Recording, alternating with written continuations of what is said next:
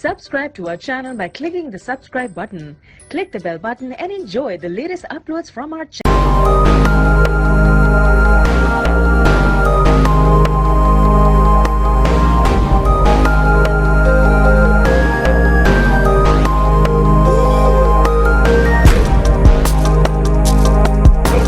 Aremo, Aremo, oh Aremo, Aremo, Aremo, Aremo.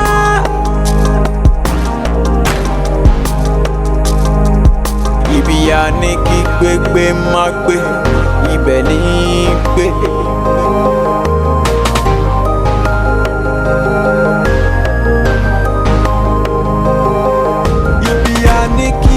Gbé má gbé ibẹ̀ ní gbé ibi a ní kí tẹ̀tẹ̀ má má tẹ ibẹ̀ ní tẹ̀ ọ́ kàkà kéku má jẹ ṣèṣe a ó jọ ná tán bí owó a máa fi ìṣàwádànù ayé a ó jọ ná tán bí owó.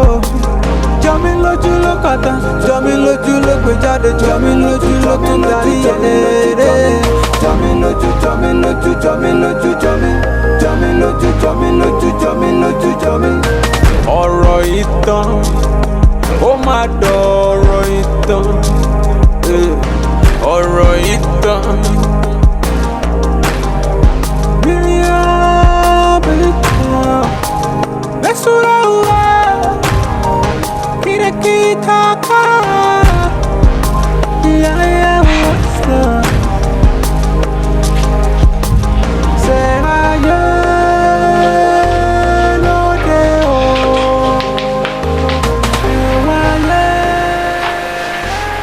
Doctor, Joe, for paying the bacon. The magical. Please save him. Hey, don't worry. I'ma try best to work. Caregiver lawa. Ọlọ́run ló ń tọ́jú ẹ̀dá. I'ma try. Hello, Shedzi. Yeah, I'm more sorry. Now, mo ní important information kan láti fún ẹ. Now, family doctor wa tí mo sọ fún yín, ó ná ọmọ ní Ajorosun International College. At exactly 2 p.m. lẹ́gbẹ́ máa wá mú ní school. Tó bá tètè tó wá mú ní school, wọ́n ní gba express o. That tiny road tó wà lẹ́gbẹ̀ẹ́ Ajorosun International College yẹn gangan ni wọ́n máa kọ́kọ́ gbà, wọ́n á fẹsẹ̀ rìn. Kó tó já sí the next express wà lẹ́yìn wọn. Tẹ́ bá ti lè cut wọn bẹ̀ yẹn kó dé pé wọ́n bọ́ express lẹ́yìn. Then it is a done deal. A minute after 2, ẹ lè miss it. Wàá ṣeré. I trust you. Please, don't miss it.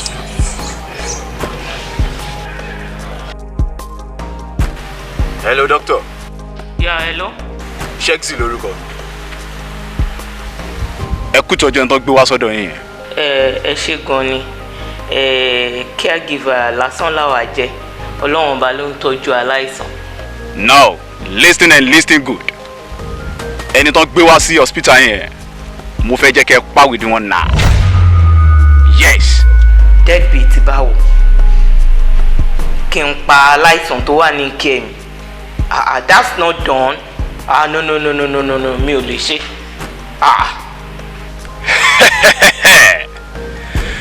Okay. Mo wá fẹ́ jẹ́ kó decide nsìn. Láàrin aláìsàn ẹ àti family ẹ. Family mi bíi ti báwo? Kí ló kan family mi nínú ọ̀rọ̀ tá à ń sọ yìí? Irú ọ̀rọ̀ burúkú wo lẹ ń sọ yìí now? And by the way, who the hell are you? Ta ni ẹ́? Your kids are in our custody. And within an hour, tó bá kọ̀, tó bá ṣiṣẹ́ tí mo gbé fún ẹ yẹn, màá dẹ̀ sọ bí tó ti máa gbókun àwọn ọmọ ẹ fún ẹ. Take it or you leave it. Good day. Hello? Nǹkan máa ti ṣe mí báyìí, irú wàhálà wo tún lélẹ́yìí báyìí.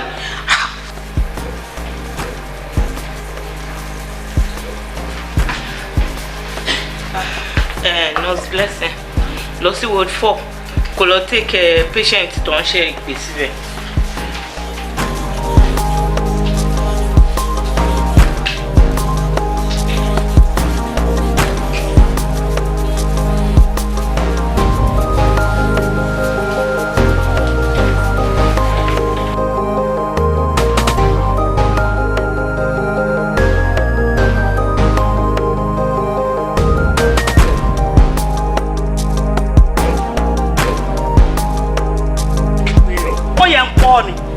Adigun olórí ibu ni ọ Adigun orun kú ló sún ọ sọ ní jẹun ni. ṣé àsìkò tó yẹ kó gbóúnjẹ wá rè. ọmọ táwọn ẹgbẹ́ rẹ máa ń ṣe ó ti bóde orí ìra ń jẹ.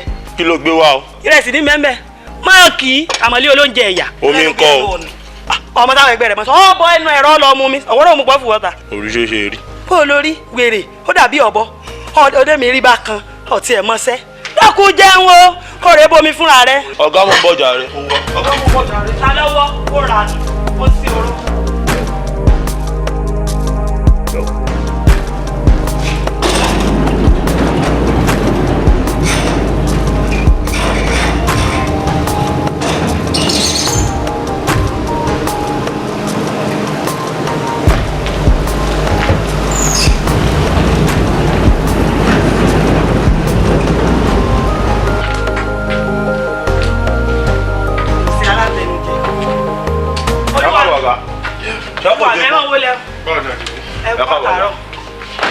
Sọ́kò òjèpo. Isla, my bag is there. Mọ́dà. Bó mu mi bó jèpo, fáfà lára yín. Níbi iṣẹ́ máa ti kú. Ọkọ̀ lúmú, èdè epo. It's home. Yeah, I need to tell you my princess. How are you, darling? How are you today? Fine. Good. Joe, what is this arrant nonsense? Níṣojú ọmọ ọdún mẹ́fà ojú ọ̀tí yìí ni ìtí wọn bá wọn mí ìsọpọ̀ ìṣèlú alẹ́ ìlú wọnú lílẹ̀ lọ́wọ́ àjètè ìṣojú lóṣoojú ọmọ kékeré n ta ni kò ṣe ò ṣe é yes àdìpọ̀ kọ́kọ́ olóyún ọmọ ọdún mẹ́fà orí ọmọ ọdún mẹ́fà you refuse to do that àwọn wípé ń jètè àwọn wípé wàá bọ́ sí kitchen wàá máa yí kiri bí odò Igbo wàá máa ṣe rẹ́sì wàá máa dín dòdò wàá máa dín ẹyin is that the next thing to do àwọn wípé ń jètè níṣojú ọmọ kékeré. Mami ẹ bá jẹ́ kí n tiẹ̀ kí n ná kẹ́ tó bẹ̀rẹ̀ sí í sọ. Olúwa mi oúnjẹ yín ti wà lórí tébù sá. Ìsìláàmù kí ni wọ́n pè é. Bó kọ́ mi lẹ́gbẹ̀ẹ́. Tójú ọba ṣe ṣọ̀nà fún ẹ ṣé wọ́n gbági mọ́ ẹ létí ni. Ṣé ìwọ̀nba ọpọlọ tí Ọlọ́run fún ẹ you can't make use of it in your miserable life. Fún ọmọ ọtẹ kò sọ̀rọ̀ oúnjẹ àbí. Now let me warn you for the last time. Láyéláyé ẹ ni mo sọ fún ẹ. Má pè mí ní Olúwa mi mọ́ ṣé o jẹ́bi Ọlọ́run ni. Ọlọ́run ni. Mo di ojú mi.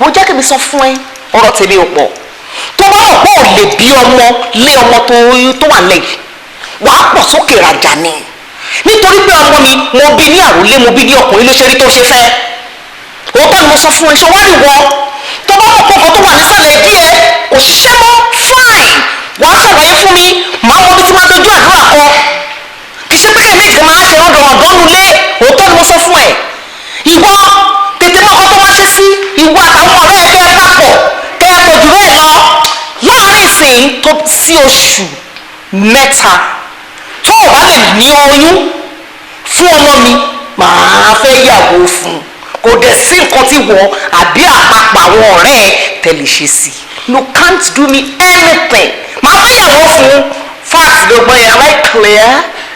ó tọ́ àwọn sọ fún ẹ máa yí i. Darling, kò possible mọ́mí ò lè fẹ́yàwó fún mi sórí wọ́n kàn ń sọ̀rọ̀ gẹ́gẹ́ bí abiyamọ lásán ni.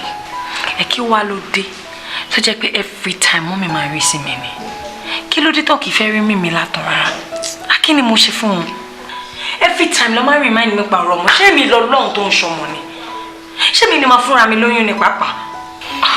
Darling, don't bother yourself too much sórí mo sí nǹkan ṣe wà létí inú lásán ni. Don't worry, darling. At least mo ṣàtìwọ̀n lè báyìí. First thing tomorrow morning, I'm a family doctor wa. so that actually she tested me for and then actually advise on what next to do. Oh, Shofegbo, I am tired of conducting series of tests. Otisume. Think about Shele, Konsofua. Let them tell us if anything is wrong with either of us. Katiemo.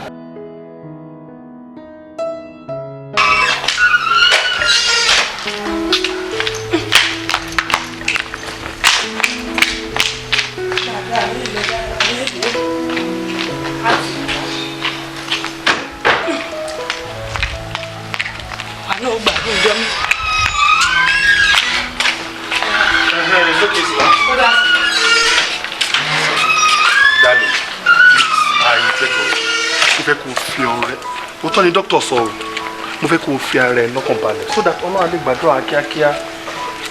Ó dẹ̀ ń sọ̀rọ̀ báyìí. Ṣé Jomi ni? Ṣé mi ni mi fi ra mi lọ́kàn balẹ̀ ni àbí mọ́mì náà fi mi lọ́kàn balẹ̀ nù ni? Ṣé tí mọ́mì ò bá stress mi báyìí ṣé gbogbo ò ní kò ní rí bá ṣe fẹ́ ni? All right, darling. Sori mo ti bá wọn sọ ètò oúnjẹ òtítọ́ ọ̀rọ̀ and she promised to start making you happy. Àmì o, kọ́lọ̀ ń jẹ́ orí bẹ́ẹ̀ o. Ṣáàjò torí Ọlọ́run ojú mi jojú ẹ torí Ọlọ́run ibi tó ń lọ ni kò kọjú sí o má jẹ́ káwọn ọmọ ẹlẹ́sẹ̀ ṣoṣooṣù kan má kàn distract ẹ o. Sweetest heart. Ó yẹ kó jẹ́rìí mi fáwọn kankan mi lè ṣe bẹ́ẹ̀ darling. You know how much I love you. Trust me. Hello. You can never do what? Let me tell you. If that is what is going to make you have another child, I don't care, right? Or balola ni you need to have a male child. That is it. Mami, kí ni túmọ̀ nǹkan tẹ́ tún sọ ìbáyìí? So ba mo jẹ́ kí n rán ẹ létí. Inú oyún ẹni mo wà nígbà tí bàbá ẹ fi wàjà. You know the whole story. So kò ní kí n tún ṣe máa go through it. If perchance tó bá gbá ball sínú àwọn níta, sọ fún pé kó má ṣẹ́ o. Nítorí pé kíni ní ìdílé ọba, wọn kì í ṣẹ́ oyún o. Tó bá ṣẹ́ oyún pare. Ọba lọ́la ni wọ́n pa yẹn. Ó gbọ́ mi. I'm here. I'll have him, right? Darling, má bara jẹ́ wo èmi ni kò wo fit máa mi lẹ̀ darling please. Má ṣe báyìí now. Why do you bara jẹ́ báyìí? Ó ṣàwọn pé mò ń travel. Ṣó fẹ́ kọ́kọ́ mi balẹ̀ ni. Please darling, be happy for me, please. Darling.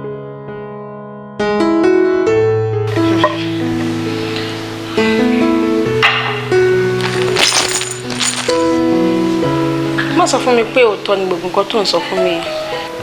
Bẹ́ẹ̀ni, pero everything òótọ́ ni. Nítorí ẹ̀ mo ṣe ní kó fẹ́ mi, kó lè wá di olórí láàfin ọba tèmi. Olórí láàfin? Òun ló pé ló fi ìdálálẹ̀ gara. Níbo ló ti gbọ́? Àbí inú ìtàn wo ló ti gbọ́ wípé ọba ń fẹ́ ìyàwó kan? Àbí bó ló ti rí wípé ọba máa ń kọ ìyàwó? Òótọ́ ló sọ.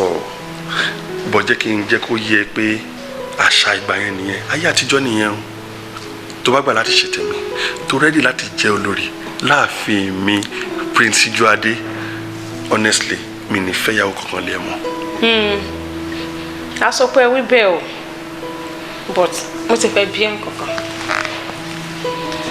irú kú wo ló pa ìyàwó ẹ̀ náà àti wípé ṣé kò bímọ fún ẹ kó tó kú ni. Ìyàwó mi ó bímọ fún mi àmọ́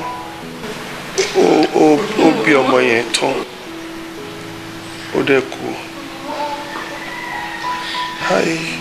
I don't really like talking about it. Marking now. Hold on. I am sorry. No, it's not okay. I want you to feel bad. Hold on. I'm so sorry. To bring back the memory. When they can you weigh it down now? You know what? I promise to stand by you. Please. Promise.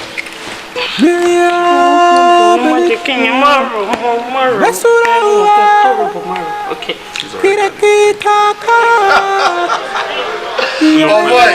Irọ́ ti bá yí ẹ jẹ́ azen irọ́ ti fọ́ ẹ lórí.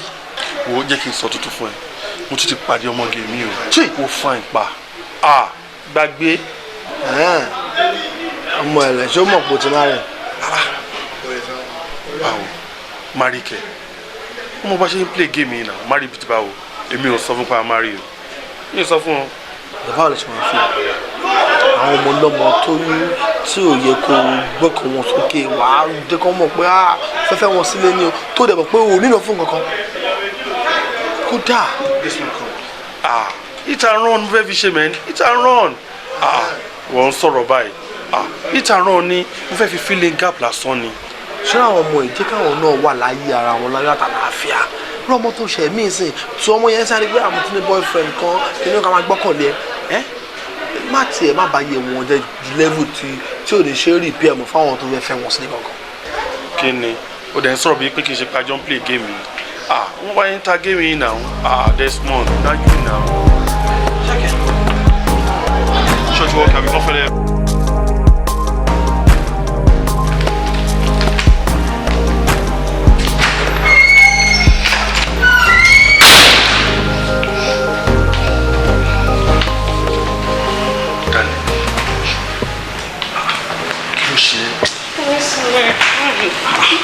Touch me. Ojú tí mo wo yìí ó kọ́ ẹ lọ́wọ́. Nǹkan tó bá ṣẹlẹ̀ ni kò sọ fún mi. Kò sí nǹkan kan tó ṣe mí. Darling, a problem shared is a problem half solved. Nǹkan tó bá ṣẹlẹ̀ ni kò sọ fún mi. I'm here for you. Talk to me, darling. Mo lọ sọ́dọ̀ doctor. Ó dẹ̀ confirm fún mi pé mo ti lóyún in 2 weeks. My goodness. 2 weeks pregnant? My God. My God, thank God. God, thank you. God, thank you. Yeah, darling, you should be happy. Kí ló ń dùn mí lórí? Kí ló ń dùn mí ẹ? Kí ló ń dùn mí ẹ? This is a thing of joy. I am happy. So, nǹkan tó ń fẹ́ fún mi ni wípé you want me to give birth to an illegitimate child, right? Darling, òyìnbó ni gbogbo ètò ń sọ. Òyìnbó ló ń sọ. Look, nǹkan tó yé mi dáadáa ni wípé oṣù 9 lobìnrin fi ń gbóyún sínú. But within the shortest period of time, going into your, I can do anything, I can arrange anything for you, just for you. Just mention it. Tell me. Are you serious? How can I be so sure than this? I'm damn serious. Sijuade, kí ló tún ṣẹlẹ̀? Why are you always doing this to me? Kí ló dé, kí ló tún rò ó sí? Darling, sorry. Ó kọ́ mi rántí ìgbà tí ìyàwó mi àkọ́kọ́ tó sọ fún mi pé òun lóyún. Ìjọ́ yẹn ni inú mi dùn jù láyé mi. Mi mọ̀ wípé ìbànújẹ́ ló máa kẹ́yìn. Look at me today. I am happy you are pregnant. Okay, sọ fún mi. Kí ni assurance ta ní wípé ohun tó ń dùn mí inú sìn kò lè padà bà mí inú jẹ́?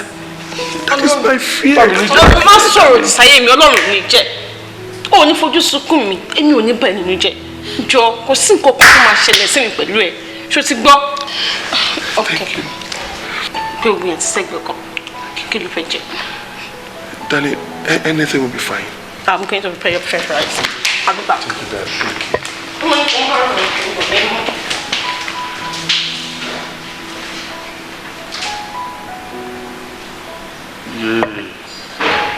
Mo bó pé mo dáràn.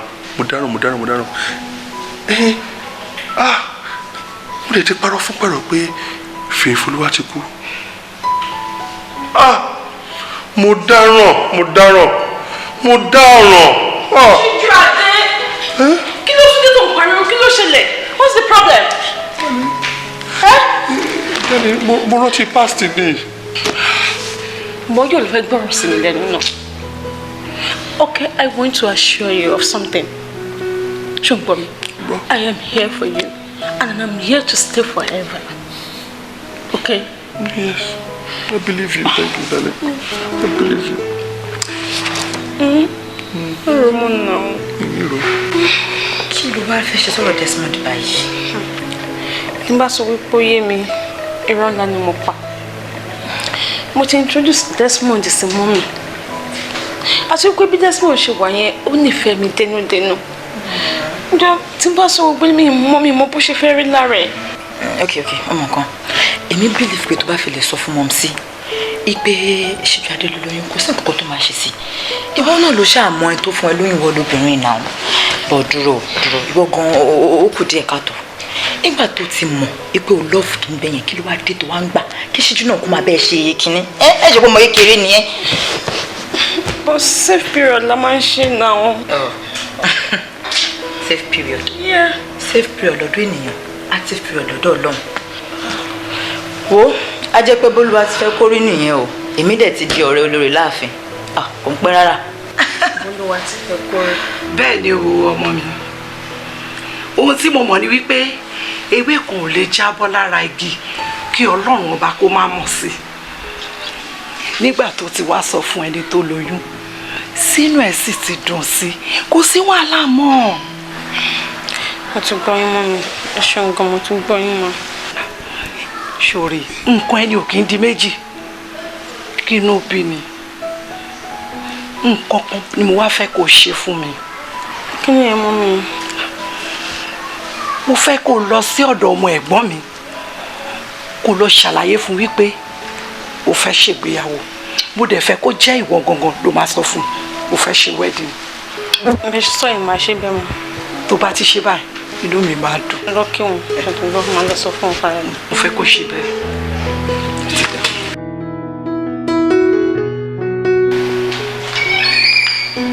Sísá mi, ojú ilé ń tẹ̀yìn látọjọ́ yìí. Welcome to my house. Sísá mi jọ, sísá ni ẹni yẹn. Ọkọ mi nìyẹn. Wedding picture wa nìyẹn. Àdìpọ̀ rẹ̀ ṣùgbọ́n ní ilé ìbá àwọn méjì tó pín yẹn recent. Ọkọ yín lẹ́ni. Ọkọ mi nìyẹn. Funny enough, Ìbàdàn lòun náà dẹ̀ wà ó. TK and Brothers ló ń bá ṣiṣẹ́. Hey, darling. Darling, ó tẹ̀ dá. Meet cousin mi. How are you? Fine, thank you, sir. Feel free. Okay, good afternoon. How are you? Fine, thank you. Darling. Ẹ wá ẹ tẹ bá wa jókòó rárá ni. Fine. Sísá mi. Ẹ ṣọ̀ pé ọ̀pọ̀ yín ni èmi. Nígbà tó wà òkè, a ti kọ́kọ́ lọ́rọ́. Àti sísá mi ní ilé nice gan ni. Ṣé mo sọ pé ilé ẹ̀ náà máa nice because wọn náà ní good taste.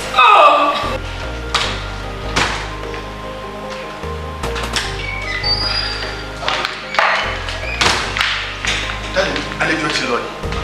Irú ìbéèrè wo ló ń bèbí? Ṣé o ò sínú ilé nígbà tí mo ń pariwo látẹ̀kàn tí mo ń pè ẹ́ lókè pé cousin mi ti ń lọ tó dáhùn? Má bínú, I was so tired. So mo yẹ dénú yàrá báyìí mo kàn change aṣọ mi ni that I slept off. Má bínú darling. Kò sí wàhálà, ọmọ ṣáà ló ń fẹ́ ṣe wedding nù. Pẹ̀lú ta ni? Irú ìbéèrè wo ni? Ọkọ ẹ̀ of course, ó lóun máa tó fọkọ wọn mi. Ọkọ ẹ̀. Ó lóun ti lóyún so òun fẹ́ tètè ṣe pápápá kó yún òun tó ga jù bó ṣe yẹ lọ. Ó lóyún fún ta ni? Ṣe ju ṣé kò sí. Why you come dey open eye for me? Wetin be my own? Ṣé mo máa question ẹ̀ ń pa ọkọ ẹ̀ tí ó bá ti ready láti sọ̀rọ̀ ni? Má bínú darling. Èmi rò pé bó ṣe jẹ́ cousin ẹ̀ everything la sọ fún ẹ nípa ọkọ ẹ̀. But besides, báwo ni mi ṣe wá mọ̀ sí àbúrò ẹ̀? Okay. O mọ̀ pé mọ́mí ẹ̀ ní àǹtí mi. Exactly. Ṣùgbọ́n táwọn family dáàdì ẹ̀ kún gbà yẹn. Àwọn yẹn náà ò lè fọmọ àwọn lẹ pé kíníkọ wọ́n dẹ̀ wà mọ́. So Ìbàdàn ló ti ń gbé láti gbogbo gbà yẹn. Àwa kan máa ń sọ̀rọ̀ lórí fóònù. Sometimes tí n bá ráyè tọ́nà mi bá gba ibi tó ń gbé náà mo lè yọjú sí. I see. But darling, jọ ṣé kò sọ fún ẹ àbí kò sọ anything fún ẹ ní pàtó nípa ọkọ tó fẹ́ fẹ́? Ṣíjú, ṣé kò sí nǹkan mi bẹ́ẹ̀? Why are you interrogating me about my cousin's life? If you want to know more about her, bóyá kí n bẹ́ẹ̀ pè padà àbí kí n fún ẹ nọ́mbẹ̀. Ẹ jọ̀ọ́ ẹ kúrò lọ́nà. Bí o ní question lẹ́ẹ̀kan tó lẹ́ bí ìmọ̀ tó fẹ́ fọkọ ẹ̀ ṣe.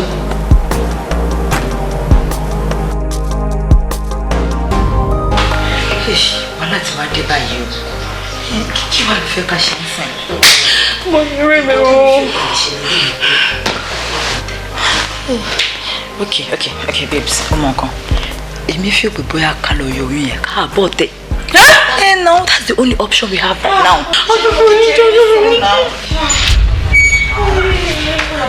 About what?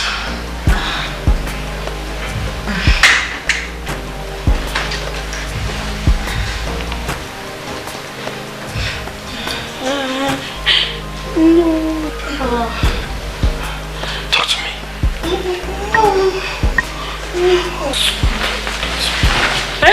Hello, sir. I want to know. Kí gangan ló ń ṣẹlẹ̀? Mo ti lóyún ni. Olè. One advice kò abort. Kò rí bẹ́ẹ̀ yẹn. Ó sọ pé ẹ propose on. Débi pé ma plan wedding. Ẹ̀dẹ̀ tí mọ̀ pé tí tó wá ti rí pé ó lóyún bẹ́ẹ̀ yẹn wọn ò ní ṣe wedding fún. Torí ẹ̀ mo ṣe ní pé kò abort ẹ̀ o. Kò rí bẹ́ẹ̀ ṣe ń ro yẹn o. Baby. So. Shoot on me.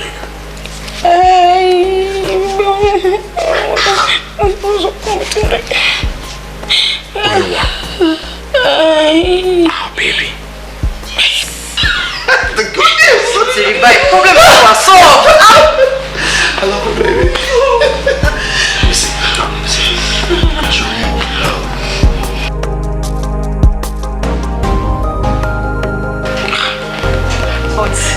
Bímpé, bó ló ti rí irú rọ́ọ̀ bàǹtàbàǹtà tó bẹ́ẹ̀ tó pa bẹ́ẹ̀ yẹn náà. Kò kúkú ń ṣe pé mi náà ti ròrọ́ yẹn tẹ́lẹ̀. Bọ́ngbà tó dẹ̀ ti wá ká ọ̀rọ̀ àbọ̀ṣọ́ mọ́ mi lẹ́nu. Lèmi ṣe ní pé kí n sáré jí bẹ́ẹ̀ yẹn o. But èmi sọ fún mọ́mí tẹ́lẹ̀ pé Síjúadé ló ní oyún. Ìyẹn kéré.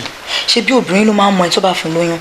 Wá dẹ̀ sọ fún mọ́mí tí pé mistake ló ṣe. Pé ọ̀tọ̀ lẹ́ni tó fẹ́ dárúkọ o, ọ̀tọ̀ lórúkọ tó dẹ̀ jábọ́ lẹ́nu ẹ̀. Simple. But mọ́mí wà intelligent ju gbogbo nǹkan tó ń sọ yẹn. Ṣé o fẹ́ lọ kọ́ sórí ni? O ṣáà ní kọ́ sórí pé irọ́ ló ń pa tẹ́lẹ̀ o. Nǹkan tó bá sọ náà máa believe now. Àti wípé tí olóyún bá bèrè rí nǹkan. Ta ló lóyún? Síjúadé. Ó dà ìpòrí Síjúadé ti dàrú. Ìdí ẹ̀sìn náà. So o rò pé ó máa padà wá ládùúgbò gbogbo ọ̀rọ̀ tó ti pa pé àwọn ò ti kú. Òun kò jẹ́ ṣe bẹ́ẹ̀. Bọ̀ tó bá dé lọ́jọ́ kan tó fẹ́ wá gba oyún nǹkan. Because wọ́n ní tí ogún bá jẹ lọ, ọgbọ̀n á jẹbọ. Ọgbọ̀n. Okay, come to think of it. Lẹ́yìn ìgbà tó ti mọ nǹkan tó ṣẹlẹ̀ nípa ìyàwó Síjú, ṣé o rí pé o help ẹ ni? Gbogbo ìṣòro ẹ̀ o ti sọ di pẹ̀tẹ́lẹ̀ fún. Ó mọ̀ pé o help ẹ ní bẹ́yẹn. Huge favour ló ṣe fún. Ó dàbí ní pé point wà nínú nǹkan tó ń sọ yìí. Rárá kò ní point. Kò ní point rárá. Wo èèwọ̀ ni wọn kì í ṣẹ́yún ní ìdílé ọba tí mo ti wá. Lóòótọ́ ni mo parọ́ fún ẹ pé ìyàwó mi ti kú. Bọ́ mo fẹ́ kó o nígbàgbọ́ pé ọgbọ́n kó o lè já mọ́ mi lọ́wọ́ náà ni mo ṣe parọ́ bẹ́yìn. Can you imagine? Gbàgbọ́ nǹkan tó ń sọ lẹ́nu tí ò dùn mọ́ ẹ lẹ́nu. So ṣo fẹ́ kí n pẹ̀lú sista mi kájọ máa jà fún ọkọ ni àbí kájọ máa fẹ́ ọkọ kan náà? Torí nǹkan tó ń sọ ò yé mi. Darling, please, I want you to calm down. See, I can arrange for you to have the baby secretly. I will pay the bills, give you money to start a new life, and surely to baby mo yẹn tán tí ọmọ yẹn dàgbà, màá gbé lọ sí motherless home. Then you can have a free life. Are you kidding? Má gbọ́rọ̀ tó ń sọ lẹ́nu. Ẹ má bínú pé mo dá sọ̀rọ̀ yín. Ṣé ẹ ti ń plan láti pa ọ̀rẹ́ mi tó bá ti bímọ tán ni? Àbí kí ni gbogbo nǹkan tẹ́ ẹ̀ ń try láti sọ mi understand yín? Deroju, why would you talk like that? Lóòótọ́ ni. Ẹ̀dẹ̀ ń sọ̀rọ̀ bẹ́ẹ̀ pé ẹ fẹ́ sanwó ẹ̀mí ẹ̀. Nǹkan kò gbọ́dọ̀ ṣe ọ̀rẹ́ mi o. Nǹkan kò gbọ́dọ̀ ṣe ọ̀rẹ́ mi mo sọ fún yín o. Jọ̀ọ́ nítorí Ọlọ́run. Ṣé owó ẹ̀mí ló fẹ́ sọ fún mi tòótọ́ ni? Àbí owó ọgbẹ́ ọkàn títí láíláí tó fi sí mi lọ́kàn? Àbí ìfẹ́ ọ̀nà ló bá mi lò? Ìfẹ́ òṣìwò ló bá mi lò? Wo kò le tó bí o ṣe ròyìn, please. Mo fẹ́ kó o gbà mí gbọ́. Darling, mo fẹ́ kó o gbà mí gbọ́. But better still, tó bá gbà mí gbọ́, let me just bring one person from my royal family. Kó sign agreement pẹ̀lú ẹ. Wàhálà máa wà o. Don't touch me. Don't. Ọ̀rẹ́, má jẹ́ kí a fi ọ̀rọ̀ lẹ̀ sọ̀rọ̀. Ọ̀rọ̀ wedding tí mo sọ fún ẹ. Mú mi náà. Sọ̀rọ̀ ó wà very very important because mo ti rò ó kí là ń ṣe ń ta gan tí àti èlé ní káfẹ́ kan ìkíní bọ̀ wọ́n ló máa ṣe ọmọ yẹn náà lẹ́ ti ready. So gbogbo táwọn ló ń sin tó kù ní sin òjò yá bí 3 weeks and few days lọ. Mi ṣeré for real my best mi. Màá kàn registry náà ní kó ṣe kó tó tóbi ńlá kan bẹ́ẹ̀ náà mo fẹ́ ṣe. Àkàn registry adé ṣe ìmọ̀ mi mọ́ adé dáwọn lẹ́nu jọ ààrẹ kan bẹ́ẹ̀ sí. Desmond, báwo lè sọ̀rọ̀ báyìí? O kò rí mi sin ọdẹ kì í mọ́lẹ̀ wedding ya wà best mi impromptu gbọ́dọ̀ tí rò tí tẹ́lẹ̀. O tó yẹn náà o tó wá ń tàn sọ ìgbà kí wọ́n máa rò bá tó pẹ́ lórí ẹ̀ ọmọ ya misbehave ṣé o ní sàn ṣé o ní tẹ̀ ti máa ládàá ẹ̀gbọ́n yẹn ẹ̀ mọ yìí Ọlọ́run aṣọ ọmọdé mọ́ náà ẹ máa wá ní ìwà máa lè ṣe níwà. Ìta sọ dùn ìṣòro ti girl tí mo sọ fún ẹ pẹ́ nígbà yìí. Okay ọmọ ẹ má sọ pé òun ti lóyún ṣorí kì í ṣe oyún yẹn ló bà mí lẹ́rù Desmond bí pé mo kàn délé ńjọ́ kan mo bá bánu lé mi pẹ̀lú ìyàwó mi àṣẹ relative ìyàwó mi ni. ọmọ tó rí tó ṣe pàdé. I'm telling you. family ìyàwó ẹ so o ti fún family ìyàwó ẹ lóyún. wo Desmond má sọ bẹ́ẹ̀ yẹn ṣé mo wá mọ̀ ni. ọmọ yóò fọ́n bú báwo lè ṣe. mi mọ̀ náà and every time tí wọ́n máa wá sọ́dọ̀ mi báyìí safe period mi ni safe period mi ni ó dẹ̀ pé mi kò dé láì condom. obìnrin ni ó máa tún ẹ ní wọn ló bá fún ẹ brain náà safe period òṣìwò nìyẹn so báyìí sìn o ti fábùrù ìyàwó ẹ lóyún sìn báyìí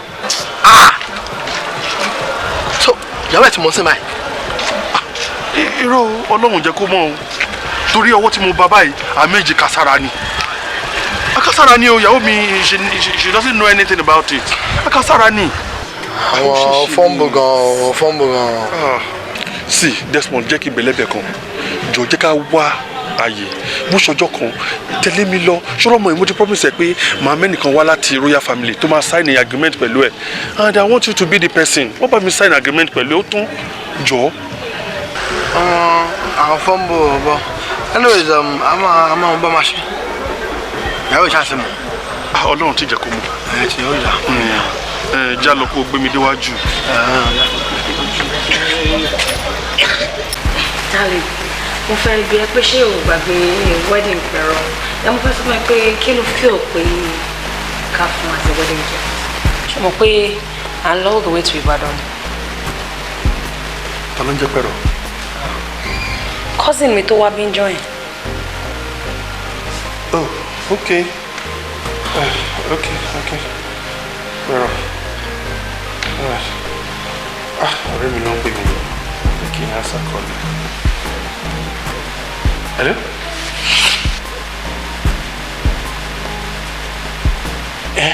Exactly.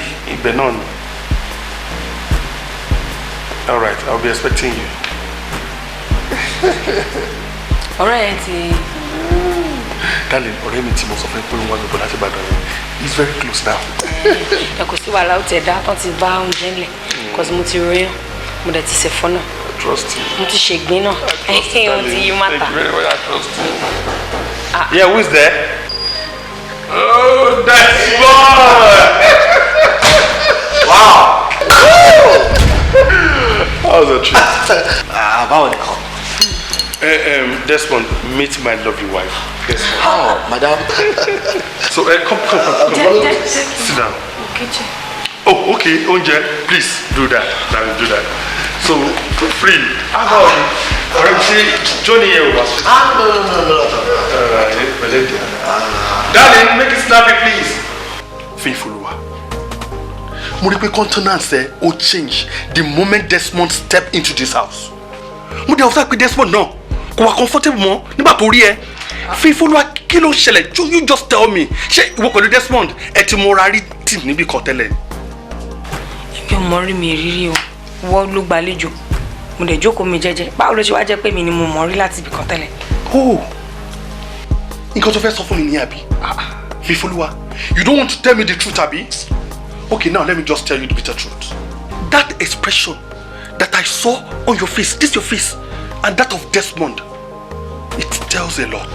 Ó jẹ́ kí n mọ̀ pé the two of you have known each other very long time ago. Very long time. Before now. So, tell me something. Jojo, ǹjọ́ wo ni ìwọ di psychologist tó ń read ọkàn àwọn èèyàn, tó ń read expression ojú àwọn èèyàn, tó ń ṣọ́ mú, tó ń ṣọ́ ojú, tó ń ṣọ́ etí, tó ń ṣọ́ báwọn èèyàn ṣe ń ṣọ́ wá tẹ̀sẹ̀. Ṣé psychologist ni ẹ by profession ni? Because kò yé mi o. Mo ní mi ìmọ̀yàn rí. O dẹ̀ ń dúró mọ́ mi, Tó bá jẹ́ pé o mọ nǹkan mi, if you know any other truth apart from the one I've just told you, then please tell me. Another truth is this. Bí mo ṣe ń wo expression àwọn méjèèjì kọjá mímọ́ra ẹni lásán. Nǹkan kan ti wà láàrin wọn tẹ́lẹ̀. Ṣé o mọ̀ pé òye làgbà ń wò?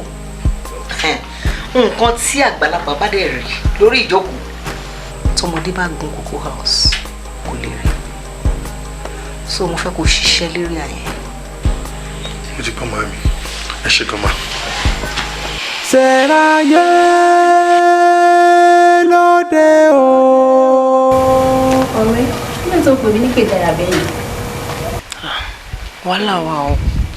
Wàhálà bíi ti báwo. Oh, that's fun!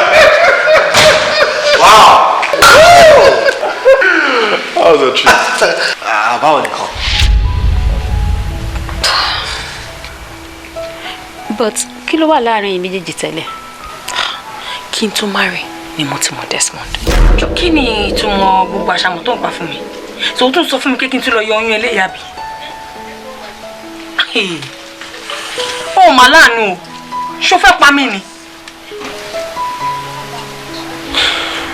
Sórí wo nǹkan tí mò ń sọ. Torí tèmi, torí tiẹ̀, torí ọmọ tó ń bọ̀ ni o. So nǹkan tó ń gbìyànjú àti sọ́nsì ni pé ká wá nǹkan ṣe tí a bí. Ní pé ká take ọmọ tó ń bọ̀ kó tó dé. Do you understand? For your own good. What? To buy insist bóyá fún mọ́lẹ̀ jọ ṣe mọ̀ pé jẹ́lẹ̀ máa pọ̀jù mẹ́. Mo dẹ̀ mọ̀ nǹkan tí mo sọ. I'm saying all this because I love you.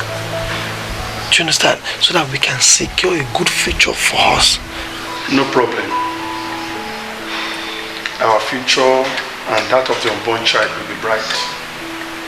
Fayemiwo. Nǹkan tí mo ti retí láti jọ ènìyàn.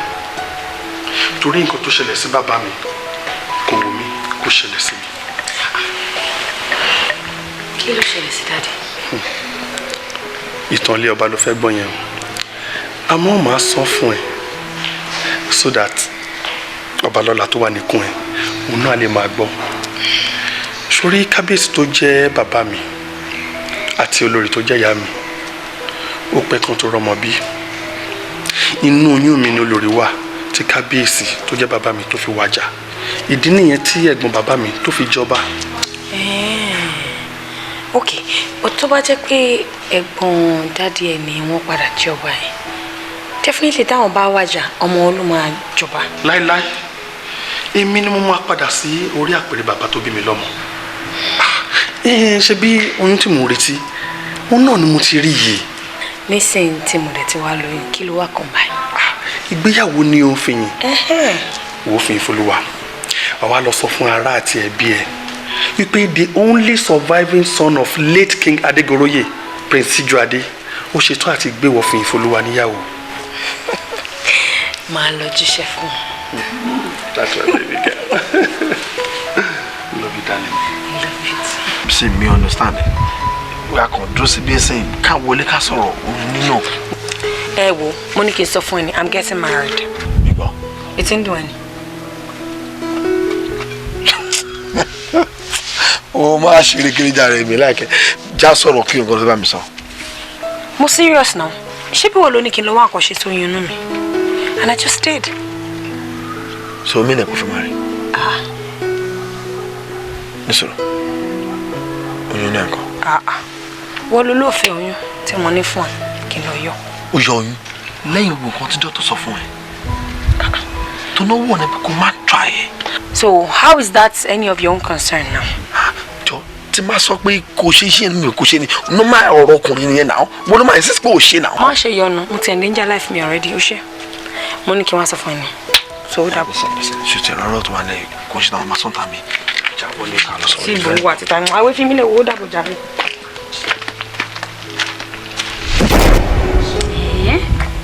Ṣé wípé ṣíjú adé kọ́ ló bí adé tuntun fún?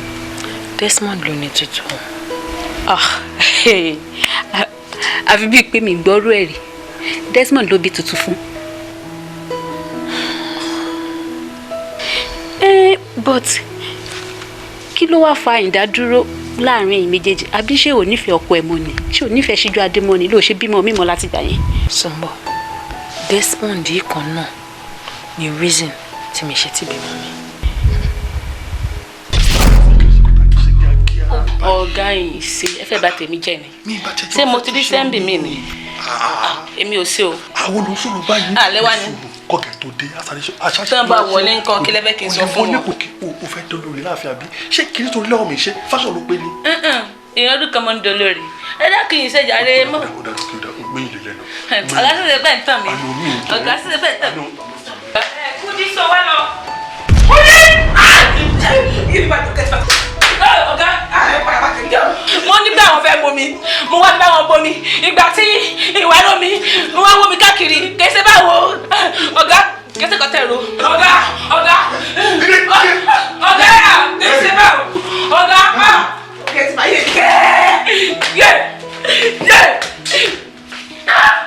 Kálí.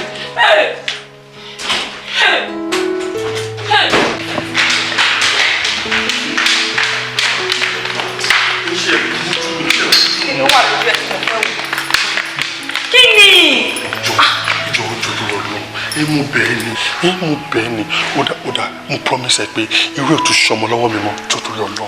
Irú ẹ̀ ò ní ṣọmọ lọ́wọ́ ẹ mọ́ sọ kí n jókòó sínú ilé kí n máa jí láàárọ̀ kí n máa rí ẹ̀yin méjèèjì àbí mi kì í ṣòpò níbi tiẹ̀ ṣó ti gbọ́ mi màá tún wá sùn náà wàá tún wá gbé kínní ẹ̀ wàá gbé wá bá mi tó ti gbé lọ́bọ̀ mọ̀dọ̀ wàá gbé wá bẹ́ẹ̀ mi náà àbí àkọlé wọ̀ kan. Fẹ́yìn mi ìkúnlẹ̀ fún obìnrin láyé mi rí tó torí ọlọ́mú bẹ́ẹ̀ ni ìyẹn ìfẹ́ ìfọlùwà tó bá bínú lọ báyìí ta ló fẹ́ máa tọ́jú ọmọ ẹ fún ẹ. Ọmọ mi so in your wildest dream o rò pé màá gbé ọmọ mi lẹ̀ fún ẹ kẹ́ lè fún poison àbí. You must be a fool to think that màá fọmọ mi sílẹ̀ fún ẹnu lé ṣé bí mo ṣe ń lọ yìí mo ń lọ crèche mo ń lọ gbé ni. jókòó lọ́nà fún mi jọ. Fíyìn jọ. I was surprised when you said you were coming to see me, so Krishna. Ọkọ. Mi ti kúrò lọ́dọ̀ ẹ̀. What? Okole ọkọ ẹ̀. Why? Nígbà tí mo ká èèyàn àti ọmọ ọ̀dọ̀ tọ́jọ́ ńlá àjọṣepọ̀ jọ ṣé kí n wá dúró síbẹ̀ ni. Listen. Mo mọ̀ ẹ́ o possible kó tí overreact. Tó bá ká ọkọ ẹ̀ pẹ̀lú ọmọ ọ̀dọ̀. Ṣé yẹn bá ní kó kún lé ní bó ṣe kún lé sí mi pé o fi lílẹ̀ fọmọ ọ̀dọ̀ kó tó kó fà ní àbí. Jẹ́ kó fẹ́ ọmọ ọ̀dọ̀ torí èmi gan fẹ́ kàn tẹ́lẹ̀ ibẹ̀ ti sùn mí wá interested mo ti wá excuse tí màá fi kúrò nínú ilé yẹn látijọ́ ẹ̀ tó mo rí mistake yẹn báyìí mo tẹ̀sán mọ́ ni mo lè kẹ́rù mi. Why? Kí ló tó ń excuse ọkọ ẹ̀? Kí ló tó wá fault ọkọ ẹ̀ káàkiri? Nǹkan tí mo fẹ́ ni pé kémi àti ẹjọ́ bẹ̀rẹ̀ new life ó kúkú mọ̀ pé ìwọ ni mo bí ọmọ yẹn fún ìwọ ló bí Adétutù ìwọ ni bàbá ẹ̀ Ọlọ́run dẹ̀ ṣe ó ti wà comfortable sí èmi náà Ọlọ́run dẹ̀ ti kẹ́ mi níwọ̀n bá tèmi so we can start our lives afresh. It's okay. It's alright. Mi ò sọ pé mi ò nífẹ̀ẹ́ I still love you too but give me some time let me figure something out. Of course, I always love you.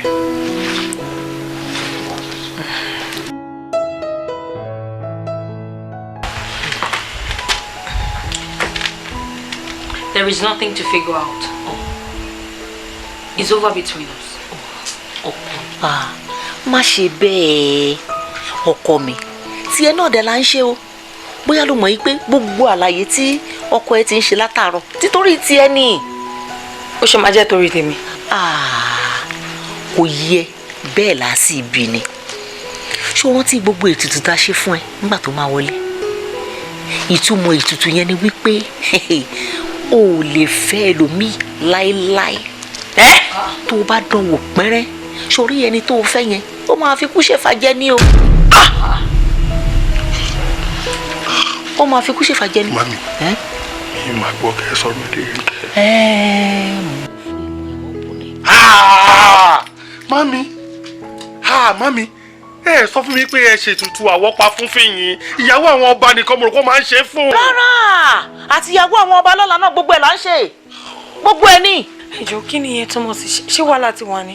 Kò tí ì sí wàhálà ìwọ náà ló kù sí lọ́wọ́ Ọlọ́run ò ní já jìyà.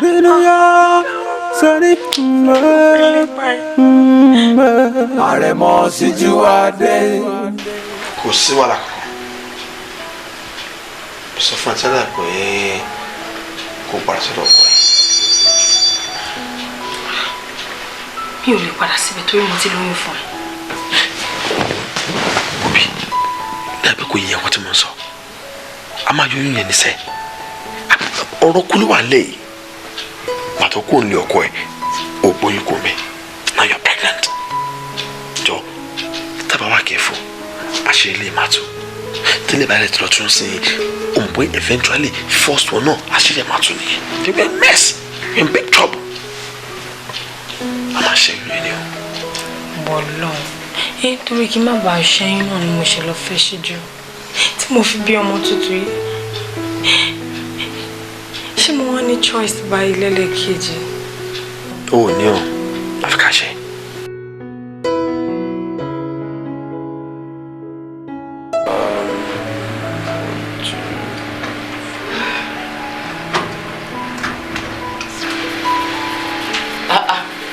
Ayaba Lola.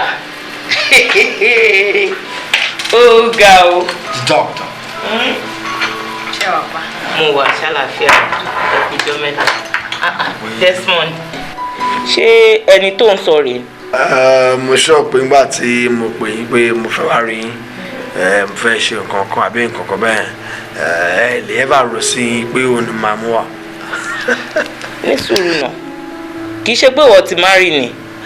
Mo rántí pé bíi ọdún 7 sẹ́yìn tó wá síbí báyìí. Mo sọ fún ẹ, mo warn ẹ seriously pé kó má ṣẹ́yún mọ́. Àbí mi ò sọ fún ẹ? Dúró ná, kí ni problem ẹ náà? Ṣó fẹ́ para ẹ ni? Ṣó fẹ́ kí bọ̀bọ̀ ìpa ẹ dànù ni? Bí báwo? After all, o ti wà nílé ọkọ. Ṣé o ò lè jókòó sílé ọkọ ẹ ni? Ṣé o ò fẹ́ ná ọmọ láyé ni? Kí ni problem ẹ̀yin méjèèjì náà? Wo, the bottom line is this. Mi ò lè ṣe, kò possible.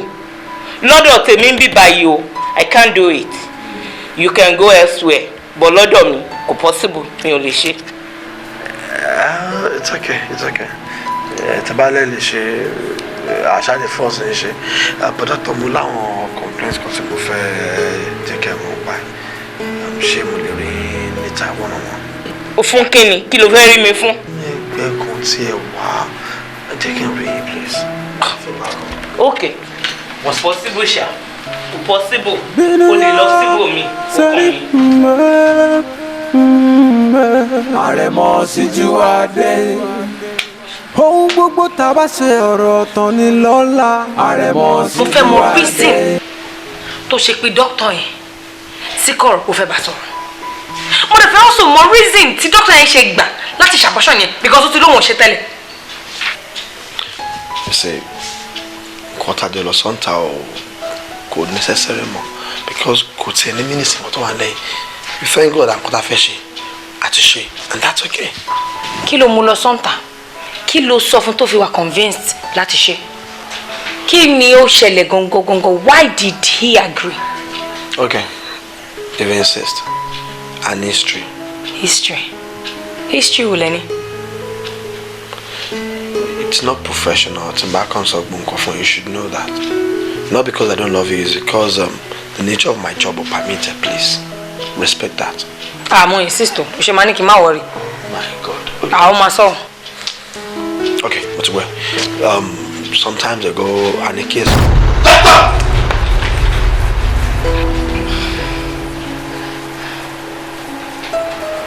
Just stay there. Okay? Just stay there. Shh. Don't touch. Now continue. Continue! Please. So long. Just. Won't pay me. Come, face it. Face it. Now listen, make a video for me, eh? So for me, you sense. Go. Too bad, otherwise. Iṣẹ́ kankan ó pè mí ní. Kí ló wí? Ta ló pa? Mi mọ̀. So as a DSS officer, ó tọ́jú adúrú security. Apàyàn ni wọ́n náà then? Hello. I'm still on the case. In fact, I am still on that case. Promotion by so no. Yeah, tell me more about it. Why like this? See, already you've known too much. Way too much. Do you understand? So, if you too much, because it's not even good for you to know too much of a government secret. Yes. Hey, abortion ọjọ́ yẹn. Ni doctor jẹ́ kó yé mi pé womb mi ti wà perforated. Pé kò ní lè gbọ́mọ dúró mọ́. But there's something I don't understand. Ṣé wàá tọ́kọ ẹjọ́ ever lọ sọ́dọ̀ doctor ni? Sumbo. Àkókò máa ń lọ sọ́dọ̀ doctor. But why tí doctor ṣe sọ fọ́kọ ẹ̀? Hama, say to Hama, yeah, Hama, say to Hama, yeah, Hama, Aremo.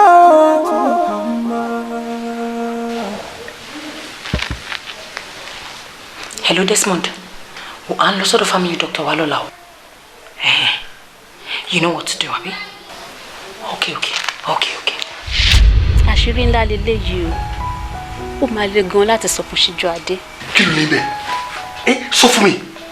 Desmond, ṣé kìí ṣe story ìyàwó mi ní lady tó sọ fún mi lọ́jọ́ sí? Sijuade. At this point,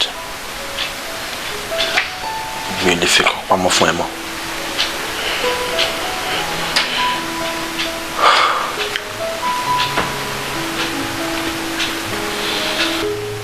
The same lady náà ní out of ẹsẹ̀. Mo dáràn. Sọ ara mi ní sọ ti ń rùn. Wait. According to what you told me then, oníwọ̀n ló lóyún lady yẹn kó tó di pé ó lọ gbóyún yẹn marry another person. So, Adétutù kí sọmọ mi. Mo dáràn. Ìwọ kọ́ ló bí. So, what have you just for?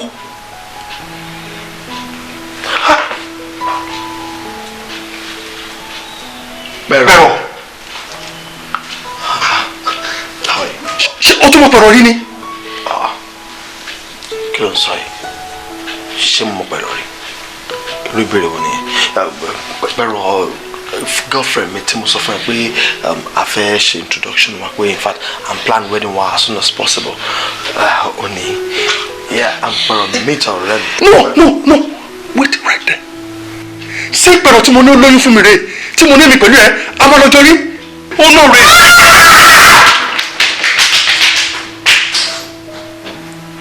Ọ̀gbẹ́ni Desmond, look here. Ṣé wọ́n rẹ̀ sí mi ni? Ṣé wọ́n yàn ẹ́ lé mi ni? Ṣé wọ́n fi ẹ̀ṣọ́ mi ni? Ṣùgbọ́n láyé ni? Girlfriend mi lóyún fún mi tí mo nífẹ̀ẹ́ tí mo fẹ́ fẹ́ ó sá lọ toyún àti fẹ́ mi ó sá lọ ìwọ fẹ́ toyún ó gbá mọ́ mi sọ́dọ̀ tiẹ̀ mi ò fi ṣe bínú mo tún wá ríyàn mi tí mo nífẹ̀ẹ́ tó nífẹ̀ẹ́ mi ó tún mọ̀ rí. Now, this will let me tell you. O fẹ́ o kọ̀. Tó bá yẹ wà lọ mú Adétutù nínú ilé mi. Wà lọ mú nǹkan ẹ, wà lọ máa tọ́ nǹkan ẹ. Àfọ̀pẹ̀rọ̀. I repeat myself. Àfọ̀pẹ̀rọ̀. She's mine. Kò possible. Kí n sọ? Kò possible. Adétutù yẹn, ọmọ ẹ ni. O ti adopt ẹ, o ti fẹ́ toyún ọmọ ẹ ni máa tọ̀ lọ. Now listen, tí pẹ̀rọ bá ti bí ọmọ nù ẹ, a máa ṣe DNA. Ẹni tó bá lóyún àwọn méjì, a mọ̀. But mind you, ibikíbi tí ìbá já sí, bóyá èmi ni mo lóyún ni, bóyá èmi kọ́ ni, pẹ̀rọ ní mi kankan tó lọ. She's my life, my everything, my all in all. Desmond, sorry. Ọ̀rọ̀ tí ń bẹ ńlẹ̀ sórí ọ̀rọ̀ rẹ̀ ọmọ gbẹ́bọ̀ ọ̀rọ̀ rẹ̀ ògbé tútù kódà ìkóde lásán ló kéré jù ọ̀rọ̀ rẹ̀ ọgbà. Bàbá nǹkan tẹ́ ń gbìyànjú àti sọ̀rọ̀ yé mi kí ni nǹkan tó ní í ṣe pẹ̀lú ọmọ tẹ́ ń sọ. Yóò yọ ní ìsìn arábìnrin tẹ́ ń pè ní pẹ̀rọ òun ni ó pẹ̀rọ sínú ayé rẹ̀ arábìnrin bákan náà òun tó ń wá káàkiri òun wá sẹ́ni òòrì sẹ́ni owó ní kankan ní yóò pọ̀ gbogbo ẹ̀ sínú ayé ẹ̀ arábìnrin ni kò wá rí kò jẹ́ kó wà nù àkàtà rẹ̀ kó máa jọ lánú àkàtà rẹ̀ gbogbo tó wà nílé káàkiri ní pátápátá ní ọ̀pẹ̀rẹ̀ sínú ayé rẹ̀ kò jù bá ń lọ ọ̀rọ̀ rẹ̀ ọ̀gbà kó dé lásán. ṣé pé pẹ̀rọ ló máa pẹ̀rọ sáyé mi. bẹ́ẹ̀ ni. abájọ náà tí kìnnì ṣe kìnnì. mo ń gba àwọn usual contracts kan nígbà tí mo mọ̀ pẹ̀rọ for this revelation mi ì lè fi pẹ̀rọ lẹ̀ fún ẹ láíláí. mo ṣe mọ̀ pọ́ dẹ̀ ní ẹni láti ṣe bẹ́yẹ̀ ṣọ́ jọ ṣé mi tí mo sọ nǹkan tí wọ́n sọ fún mi fún ẹ ṣé o rò pé mi ò pẹ́ ni gbogbo ẹ̀yin tẹ́ni jẹ́ kí n yó mo ti ọkàn tí yín máa wọ̀ yes people like you ọ̀rẹ́ wa alákọ̀ọ́kọ́ ó gbà toyúntoyún ẹlẹ́ẹ̀kejì ó tún fẹ́ mu kò lè wọ ọkàn ó lè rí. náà kí ẹ sọ fún ẹ wéèdì tó ń plan yẹn kò ní ṣe ṣojú ẹ Desmond máa bẹ̀jà lójú ayé máa bẹ̀jà lójú oorun àwọn òrìṣà mẹ́ta tó tẹ lómòyèdó wọn á kọjú ìjà sí ẹ bẹ́ẹ̀ ni mo sọ fún ẹ òrò ibi sí mi. àánú ẹ ló ń ṣe mí bóyá ò tí ì béèrè wọn mọ wọn ò kí ń rọbí sí mi o àwọn tí wọ́n ṣeré lánàá lọ bèrè gbogbo náà wà lẹ́ni bó ṣe wù mí ẹ̀yìn ni mí o mo wà fragile gan at the same time àpáta ni mí tó bá forí sọ mí gbà orí ẹ̀ máa túká máa bẹ̀jẹ̀. Desmond ni ẹ ìwọ ni mo dẹ̀ ń tẹ̀lé ayá yìí orí ẹ̀mí ẹ̀ mo dẹ̀ ń tẹ̀ yìí náà mo ń lọ bọ̀ bí mo ṣe ń lọ yìí mo lọ ṣètò kú ẹ̀ ni bẹ́ẹ̀ ni mo sọ fún ẹ. èmi ò ní kóhùn bí kí n tó ṣètò kú tiẹ̀ ikú tó máa pa ẹ́ dúró lẹ́nu gate bẹ́ẹ̀ ni mo sọ tó bá dẹnu gate tó bá pàdé ikú ẹ̀ pẹ̀lú lọ́mọ àlè. very good bí kún ló lóko ni bí tàkùtẹ́ ni gbàtẹ́dì lálà ò ní dáàlà. Sẹ́ráyé lóde o. wọ́n ò ní lóko. Wáyé lóde o. Ẹ mọ wáyé. Màmá bá tún ra kùnà. Màmá sẹ́yìn dáná. Sọ fún mi nǹkan tó ń ṣẹlẹ̀. Mo ti pe ṣíjú náà nísìnyí olóhùn ti fẹ́ẹ̀ débì báyìí. Okú ọdún mẹ́wàá kó ṣáà ń ṣàjòjì sàárè. Sọ fún mi náà kí n bá yín yanjú ẹ̀. Màmá ṣe rọrọ tó wà lẹ́yìn kó ń ṣe ń tẹ̀lé ra sí. At least wà á tiẹ̀ ṣe àti èsì sọ fún mi náà má fi mí sínú òkùnkùn. Ó ń lọ ó tún má dé tutù dání orí adé yìí sùn ta. Orí adé yín wo ni ò ń sùn ta? Ẹ wo mọ̀mọ́ ẹ wọlé lọ jàre. O ò lè lọ bẹ́ẹ̀ ìwọ ń lọ bá ọ̀rẹ́ ẹ òun lọ ń bá kó ẹrù láti ilé ọkọ àbí kò dá o wọ́n á ṣe fún ẹ o wọ́n á ṣe fún ẹ o. Ó máa dọ̀rọ̀ ìtàn ọ̀rọ̀ ìtàn.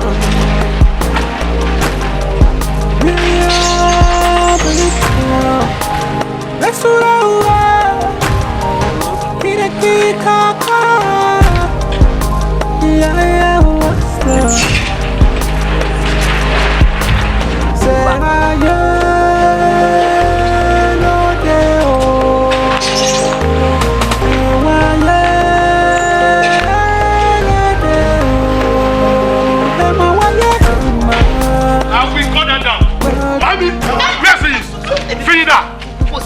Pàdé ẹ̀ lọ́nà ni. ẹbí wẹ́ẹ́ kó lọ.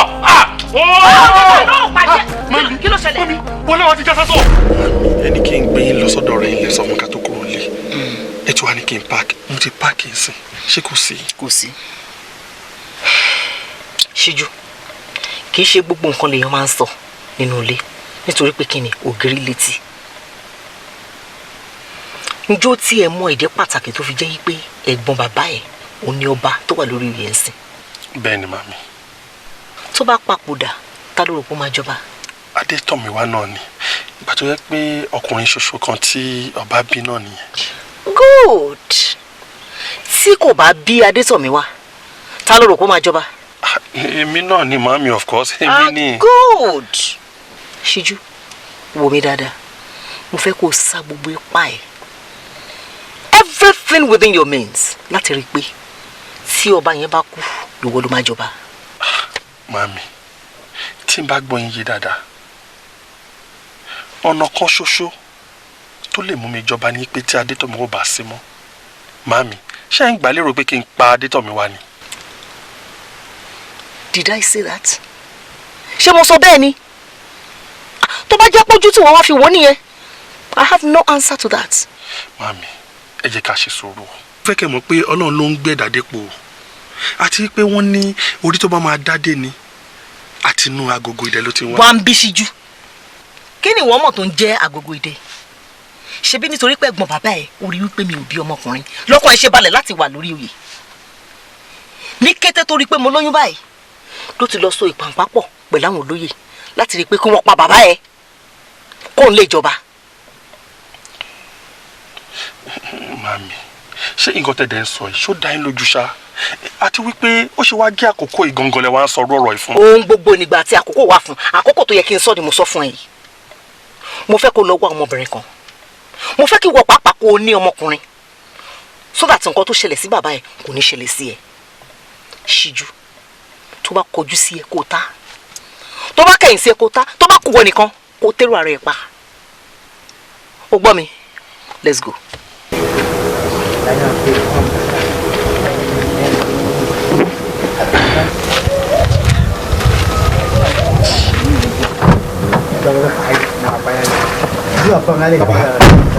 Baba, kí la lè ṣe fún yín? Timi, sir, gbà lọ́wọ́ mi. Okay. Sórí envelope tó mú dání yẹn. Ó contain details ẹni tí mo fẹ́ kẹ́ bá mi mú kúrò ní òkè ìpè yìí. Okay. Mo fẹ́ kẹ́ pa.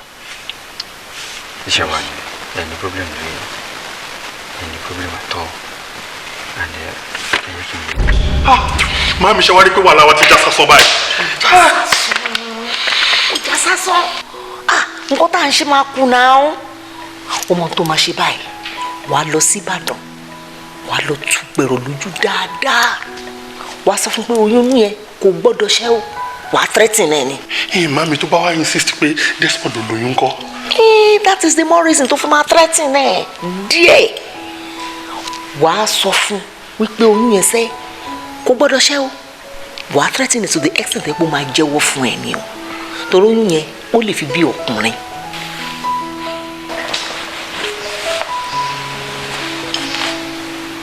Ó tún dúró ni.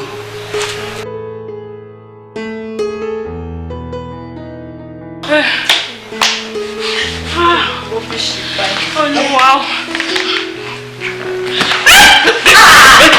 Pero ẹ̀kọ́ ni mo máa bí ẹ. Tọ́lú lóyún fún. Desmond. Oyún tó sọ fún mi pé mi mo ní. Ó ti padà títí Desmond. Desmond náà ló ní lásìlẹ̀. Òun ní lásìlẹ̀. Òun ní. Kí wá ní èrè tèmi? Bí wọ́n ti fẹ́ sísítà mi. Yóò ṣàánú mi. Now, jẹ́ kí n bí ẹ. Farabalẹ̀. Farabalẹ̀ balẹ̀. Ṣé o wo gbọ́ wípé Adétutù táwọn èèyàn rò pé mi mo bí wípé Desmond ló bí fún? Mo ti mọ̀ yẹn náà tẹ́lẹ̀. Jọ̀ṣà. Ó mọ̀ tẹ́lẹ̀. Ló tó fẹ́ fún Desmond. Torí pa ti dájọ́ wedding síwájú ni. Very good. Ọjọ́ wedding tẹ̀ ní ẹ̀dá síwájú yẹn kò ní ṣèṣojú ẹ̀mí ẹ̀.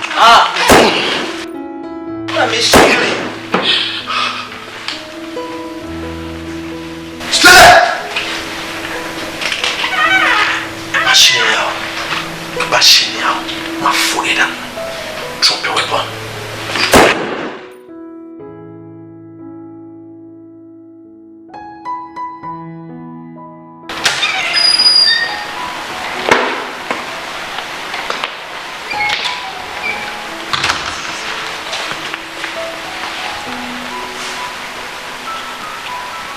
You're under arrest for the murder of Prince Adetomo Adeyeye.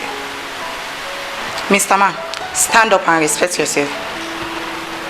You are advised to remain silent, as anything you say will be used against you in the court of law. Desmond, already know why. You didn't get it wrong. Making sure.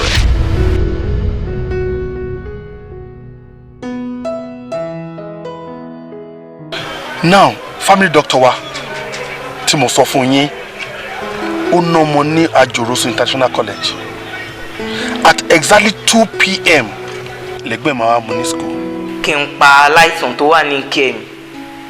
That's not done. No, mi ò lè ṣe. Mo wá fẹ́ jẹ́ kó decide nsìn láàrin aláìsàn ẹ àti family ẹ. Doctor! Okay? Just stay there. Investigation Nico Prince. Guys, take over.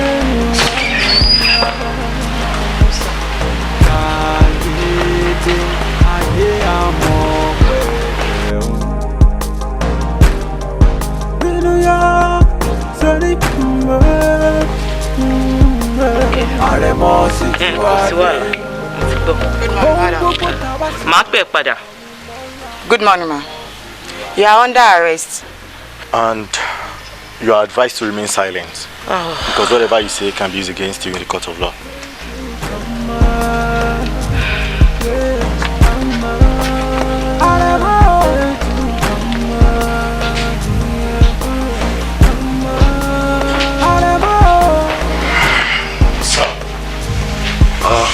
Sir. Man, how are you? Morning. Fine, sir. Sit down. Hey, we'll remember. Sir, ṣé kò sí tàrí yín ní court lánàá? Mo lọ ṣe àwọn official duties kan láti ibi iṣẹ́ ní ẹ̀ndì. Àti wọ́n fi parí báyìí ọ̀rẹ́ mi gan-an. Mo kàn lock up ọ́fíìsì ilé wa. Màmá àbọ̀ níjà rẹ̀. Ìfàyàtà ló mi ti jáde. Well, sir, with due respect, I only cover arresting one, sir. Yes, sir. For what? Sir, Dr. Smith jẹ́wọ́ ní court lánàá. Pé ẹ̀yin lẹ threaten òun tó ń fi ṣẹ́yún fún Madam Fayemiwo tí wọ́n bọ́n fi bàjẹ́. Èmi. Bẹ́ẹ̀ni, sir. That's a big lie. You know what? Mama read DPO. Well, sir, thank God you know the protocol, sir. Then if I disrespect him, so I don't tell you about, sir. Indirectly, you are arresting me. With due respect, sir. Arresting me with due respect. Ẹ má bínú, sir. Ẹ dìde kẹ́ tẹ̀lé wa, sir. Key, what's up? So let me know. No, ẹ má wọlé, sir. A gbé mọ́tò wa. Ẹ má ṣe omi. A gbé car. I'm sharing it. No problem. Yes, sir. Kí ló wá ṣẹlẹ̀ sí Prince Sijuade lẹ́yìn ìgbà tí àwọn ọlọ́pàá wá mú lọ? Ilé ẹjọ́ dá ẹ̀wọ̀n gbére fún Prince Sijuade fún ipa tó kó nínú ikú Prince Adétọ̀míwá Adéyẹyè. Dr. Smith ńkọ́? Ilé ẹjọ́ dá ẹ̀wọ̀n ọdún 10 fún Dr. Smith. Wọ́n sì revoke license ẹ̀. Desmond tó threaten Dr. Smith láti yọ oyún fún Madam Fayemiwo. Kí ló ṣẹlẹ̀ sóhun náà? Ilé ẹjọ́ ju òun náà sí ẹ̀wọ̀n ọdún kan fún fi ọwọ́ agbára àti ẹ̀tàn mú Dr. Smith láti ṣẹ́ oyún fún Fayemiwo tó fi balẹ̀ ọmọ rẹ̀ jẹ́. So kí ló wá ṣẹlẹ̀ sí Pẹ̀rọ àti oyún inú ẹ̀?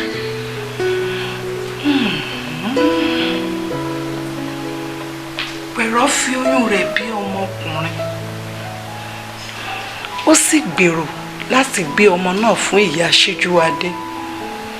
Àmọ́ nígbà tí ó dé ilé ìyá Sijuade, ìyá Sijuade ti kú. Wọ́n ní ó kú lẹ́yìn ọjọ́ 7 tí wọ́n dá ẹjọ́ ẹ̀wọ̀n fún ọmọ rẹ̀.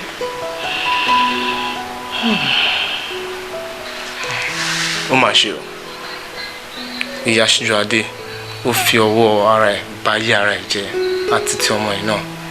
Wọ́n dẹ̀ mọ̀ pé orí tó máa dádé. Nínú agbègbè ló ti wà. Ó káre ọmọ mi. Mo rò pé orí ẹ̀ kọ́kọ́ nínú ìtàn tí mo ti ń sọ fún ọ látàárọ̀. Bẹ́ẹ̀ ni màámi, mo rẹ́ kọ̀kọ̀. Bẹ́ẹ̀ ni mo. Ṣùgbọ́n ọmọ tí Pẹ̀rọ bí ń gbà yẹn kọ́ òun wá dà. Ìwọ ni ọmọ náà. Sijuade sì ni bàbá rẹ̀. Èmi ni ìyá Pẹ̀rọ. Pẹ̀rọ wà ní London pẹ̀lú ọkọ tuntun tó fẹ́ báyìí. Ìdí nìyẹn tí mo ṣe ń fi ìlẹ̀kẹ̀ sí ọ lọ́wọ́ láti kékeré rẹ̀ nítorí pé ọba lọ́la ni ọ. Prince Sijuade ni bàbá mi. Pẹ̀rọ ni ìyá mi. Àṣé ìtàn tẹ́ ń sọ fún mi látàárọ̀, ìtàn ara mi lẹ́ ń sọ. Bẹ́ẹ̀ ni, mo mọ̀ pé ó fi sí ọwọ́ àlàáfíà rẹ̀ títí láéláé.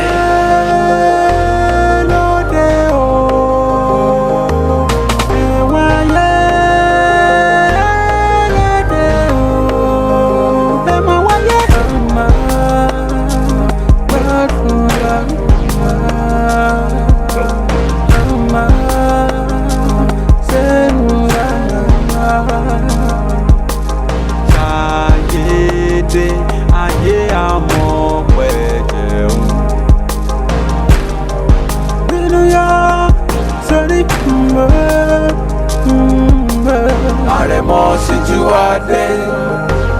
Ohun gbogbo tá bá ṣe ọ̀rọ̀ tán ní lọ́la. Aremo Sijuade.